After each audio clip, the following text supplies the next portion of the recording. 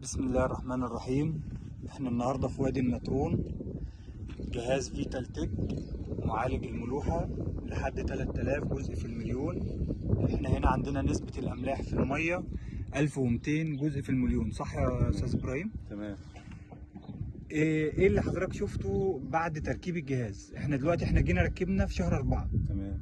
ايه اللي حضرتك شفته بعد الجهاز من ساعة ما ركبنا من شهر 4 لحد شهر 7 دلوقتي؟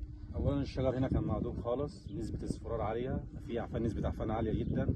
تمام. النهارده تغيير جذري تماما قبل وبعد، قبل الجهاز وبعد الجهاز. اللون رد خالص الشجره، ما سحبتش اي معالج ملوح من ساعه ما ركبت الجهاز، واللون زي ما انت شايف كده بسم الله ما شاء الله عليه. الشجر غير لونه، غير. تمام. ما عادش بسبح خلاص، اسحب اعفان، لان خلاص نسبه الملوحه قلت خالص. والجهاز بسم الله ما شاء الله عليه يعني تمام 100 100. تمام. بتستخدم اي معالج ملوحة مع خالص الجهاز؟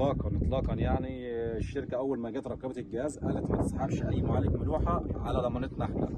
حتى كنت لسه في فتره التسيير والعقد وكده، يعني الفتره بالذات اللي هي محتاجه ملوحه عاليه، سحبت ملوحه. النهارده بسم الله ما شاء الله اللون رد خالص، الدنيا ظبطت، بقت الدنيا تمام. والشركه وعدت ووفت بجد الصراحه، يعني في اللي هي عملته معانا. الله يبارك لك. يعني احنا دلوقتي الحمد لله احنا بنصور معاك دي تاني مرة من ساعة ما ركبنا الجهاز من تمام. شهر 4. تمام.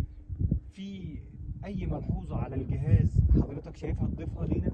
لا الصراحة يعني أنا بنصح اللي ما ركبش يركب، حتى ما عندوش نسبة ملوحة عالية، فهو يركب الجهاز ده. الجهاز ده بسم الله ما شاء الله يعني فيه فوائد جامد جدا للشجرة. يعني الشجرة ظبط، يعني لو انتوا مسجلين قبل ما تركبوا الجهاز، لا هتلاقوا تغيير فعلا جذري تماما يعني. والصراحة يعني أنا بشكر الشركة ديت على خدماتها وتوصياتها بتركيب الجهاز ومتابعتها للأرض، متابعة للتحليل التربة. بشكرهم فعلا بجد يعني. ألف شكر لحضرتك يا أستاذ إبراهيم، شكرا. اتشرفنا بيك، شكرا. وإن شاء الله نكون يعني قد المسؤولية اللي أنت راميها على كتفك. بشكركم جدا والله، شكرا. تحت أمرك.